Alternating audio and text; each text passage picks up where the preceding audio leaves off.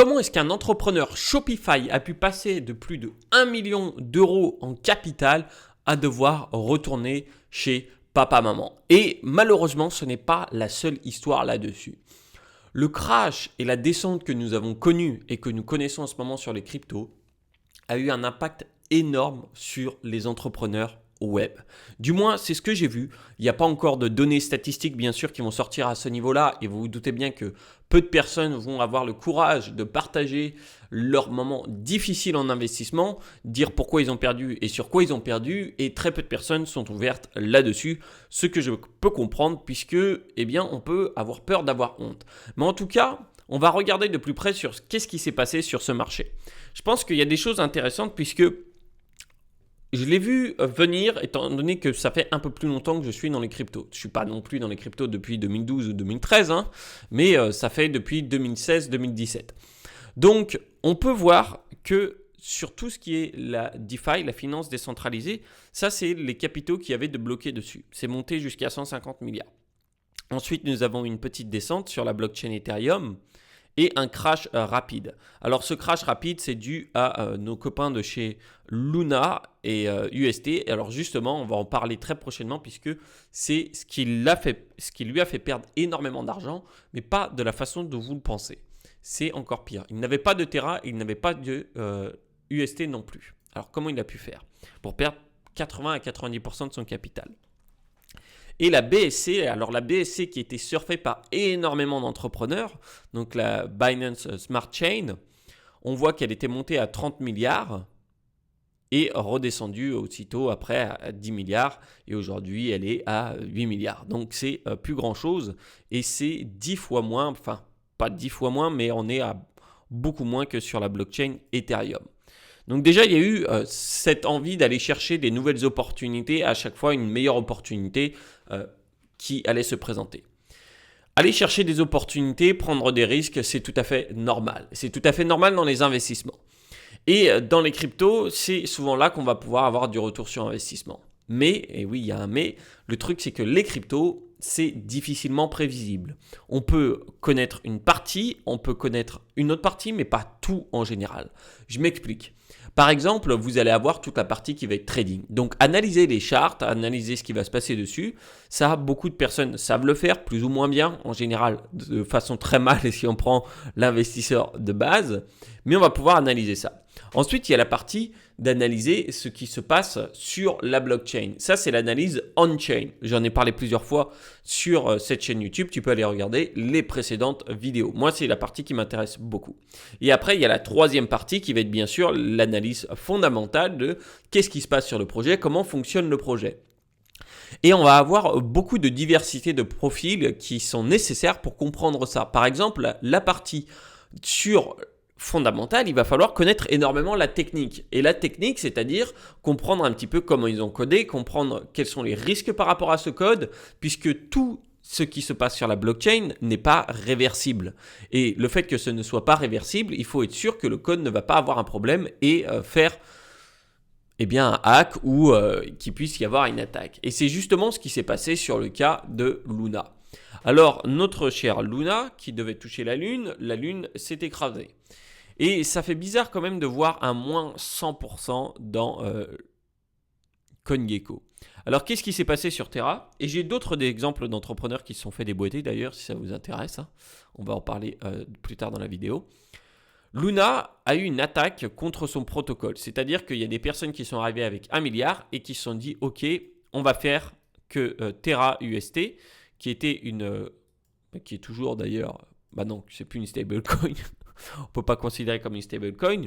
Ils ont fait une attaque contre Terra pour faire perdre son PEG au dollar. C'est-à-dire qu'elle va perdre son équilibre par rapport au dollar. Alors, comment ils ont fait? Eh bien, ils sont allés à grands coups dans les pools de liquidité et autres pour créer des gros mouvements.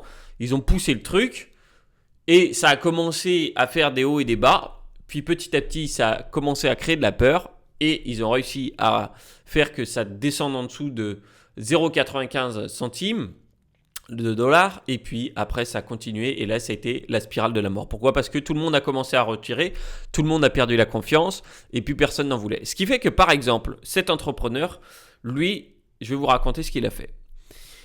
Il avait un petit peu de Terra, mais pas spécialement plus. Il avait du gros capital et il les avait en stablecoin. Les stablecoins, ça peut être du Tether, ça peut être plein d'autres stablecoins. Bref, il les avait là-dessus parce que il en avait besoin pour éviter quand son business allait un petit peu mal.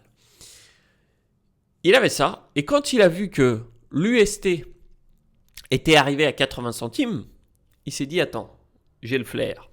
Il a voulu faire de l'arbitrage. C'est-à-dire qu'il a vu que sur l'exchange B, eh bien, le Terra UST s'échangeait par exemple à 95 centimes. Et sur l'exchange où il était, il s'échangeait à 80 centimes. Du coup, il a converti ses autres stablecoins en UST pour les envoyer sur l'autre exchange. Sauf que ça ne s'est pas passé comme ça. Et lui, il voulait aller chercher 15 à 20% comme ça sur tout son capital. Ce qui s'est passé, c'est que la blockchain a été bloquée et qu'il n'a pas pu faire le transfert entre les deux exchanges. Son transfert est resté bloqué. Du coup, il est resté bloqué avec ses UST jusqu'à temps qu'il chute encore plus.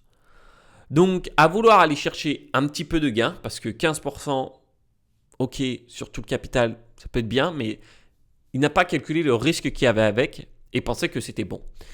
Sauf que s'il savait comment fonctionnait cette crypto-monnaie, et justement c'était une stablecoin algorithmique, et on sait que ce qu'il y avait derrière, c'était pas assez.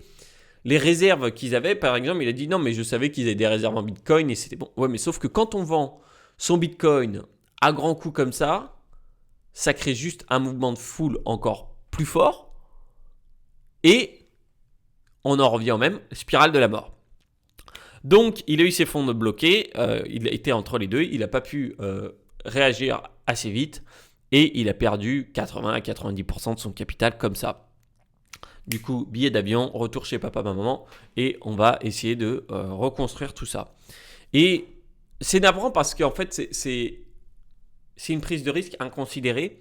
Et surtout, il lui manquait la partie technique. Parce que justement, il a dit maintenant, je ferai attends, je ne veux plus toucher aux stablecoins. Je dis non. Aux stablecoins algorithmiques qui n'ont pas fait leurs preuves et qui n'ont pas de collatéraux ou pas beaucoup. Et ça, je veux dire, il y a beaucoup de monde pour qui c'est arrivé. Maintenant, on va regarder justement sur pourquoi ça évolue comme ça les crypto-monnaies. Pourquoi ça évolue aussi vite et qu'est-ce qu'il faut faire en fait pour éviter de se faire laver comme ça. Parce que j'ai d'autres histoires. Un entrepreneur web Amazon ce coup-ci qui a lui investi 4 jours avant la chute de Luna 120 000 euros. 120 000 euros, il est arrivé, boum, il a mis ça. Et c'est pas des profils qui avaient spécialement été depuis longtemps dans les cryptos. C'est des profils qui comprennent la technologie, mais qui ne sont pas non plus peut-être à un niveau où ils peuvent aller dans le code, ils peuvent comprendre comment fonctionne le code, ils peuvent analyser ça, ils peuvent connaître qui parle des choses auxquelles il faut faire attention. Et ça va être ça cette différence. Ça va être ça cette différence qu'on a vue sur ces types de profils qui ont eu des pertes colossales pendant ce marché sur les crypto-monnaies. Et ça me rappelle plusieurs choses.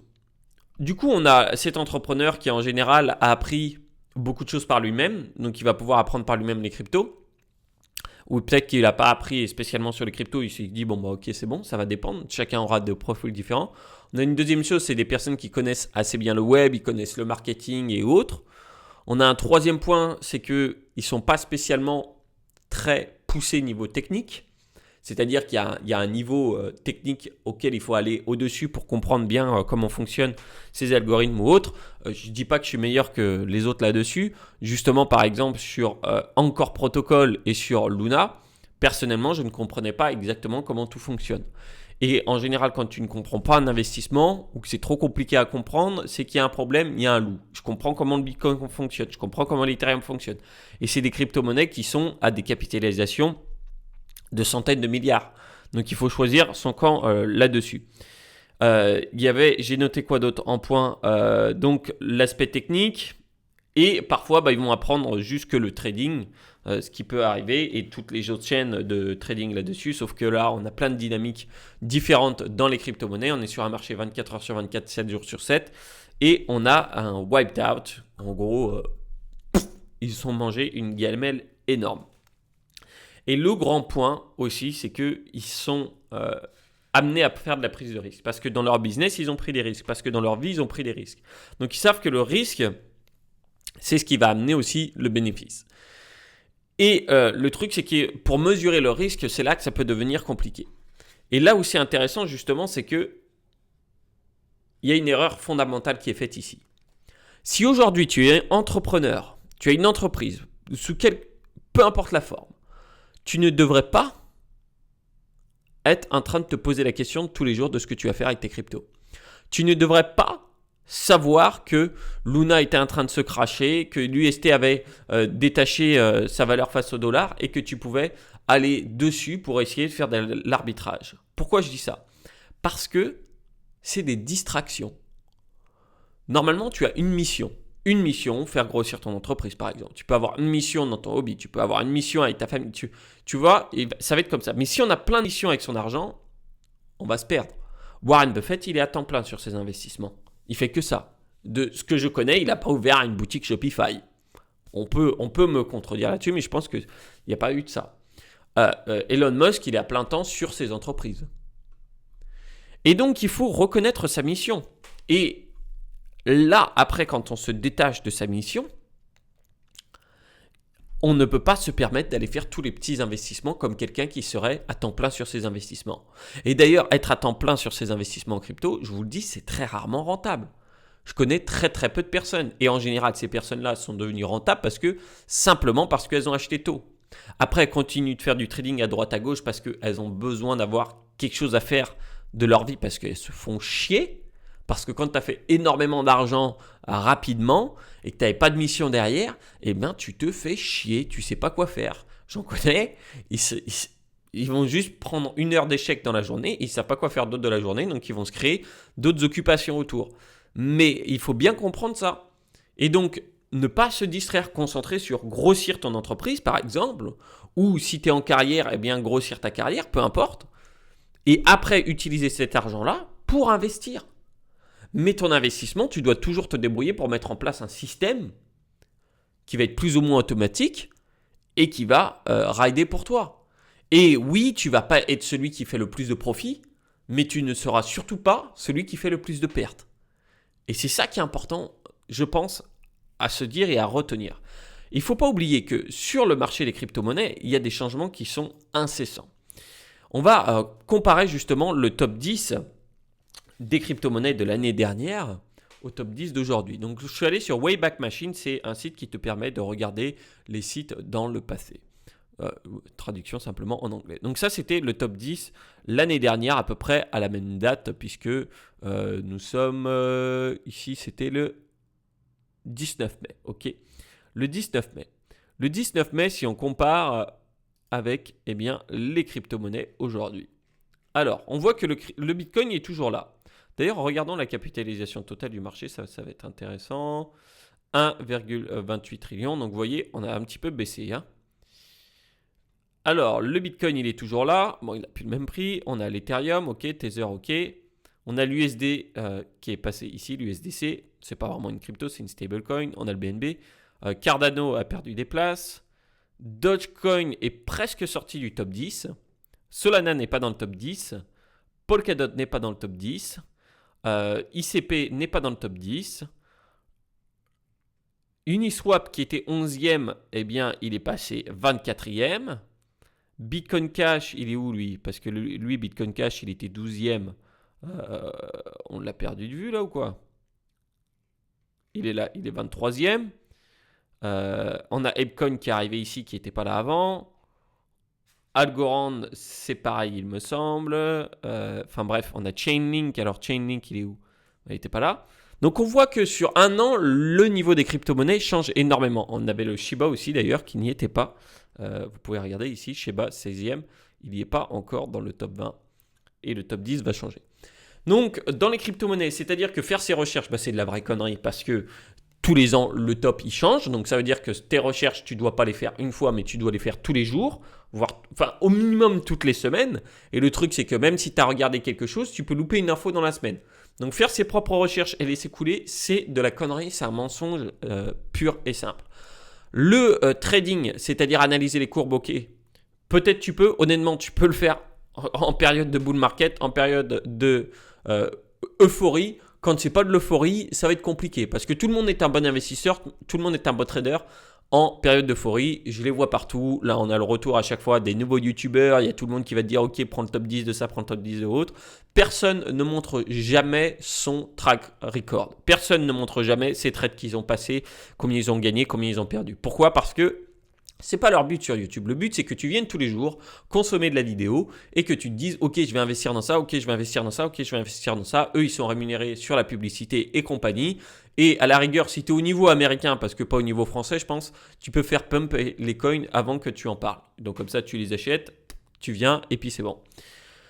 Donc ça, c'est les deux choses. Après, la troisième chose, en fait, c'est qu'au final, tu te rends compte que si tu n'investis pas en automatique et diversifié, tu te fais agresser, quoi. C'est tout simplement de l'agression parce que les crypto-monnaies ne vont pas attendre pour toi de faire tes nouvelles analyses et compagnie. Je veux dire, c'est pas de l'immobilier. C'est pas de l'immobilier. Tu peux pas faire l'immobilier. Tu peux aller le dimanche, regarder 3 heures des baraques sur le bon coin et puis trouver ce que tu veux acheter et faire ton deal tranquillement dans le mois. En crypto, si tu fais ça, 3 heures juste le dimanche, c'est pas assez. Donc pour moi, soit on se dit, OK, je prends juste Bitcoin et Ethereum et je laisse rouler. C'est tout à fait possible. Soit on part sur de l'automatique, soit on part sur un système qui va être différent. Par exemple, là, je suis en train de travailler, je suis en train de prendre toutes les plus grandes adresses de donc, tous ceux qui sont fait des profits en Ethereum, puisque je peux savoir toutes leurs transactions et autres. Donc, je peux savoir dans quoi ils investissent aujourd'hui et je peux savoir quel a été leur niveau de profit avant. Donc, comme ça, je peux me placer directement sur les plus grands fonds et les meilleurs investisseurs et juste copier ce qu'ils ont fait. Parce que eux, ils ont des équipes de 5, 10, parfois 20 personnes à temps plein qui font des recherches. Si tu n'as pas ça, tu n'as pas les armes. Tu n'as pas les armes pour aller faire des profits en faisant des recherches sur les crypto-monnaies. Et d'ailleurs, tu auras un lien dans la description. Si tu veux, je te présenterai ça en vidéo. Et donc, c'est très important. Au final, la grande conclusion là-dessus, c'est que, eh bien, oui, les entrepreneurs se sont fait déboîter là-dessus beaucoup. Je pense qu'il y avait un spectre aussi que j'ai oublié de parler dans le début de vidéo. C'est tout ce qui est entrepreneur web. Ils ont fait pas mal d'argent pendant le Covid. Du coup, quand tu fais de l'argent, tu te sens intelligent. Et quand tu te sens intelligent, tu vas prendre plus de risques parce que tu te dis, non, mais moi je sais comment ça fonctionne et tu vas en parler autour de toi. C'est comme ça que ça se passe en général. C'est pareil pour moi, c'est pareil pour beaucoup de personnes. Ça demande énormément de travail pour savoir se stopper comme ça. Parce que l'argent tente à valider les choses que l'on pensait et donc du coup se dire, ok, non, en fait, je suis le meilleur.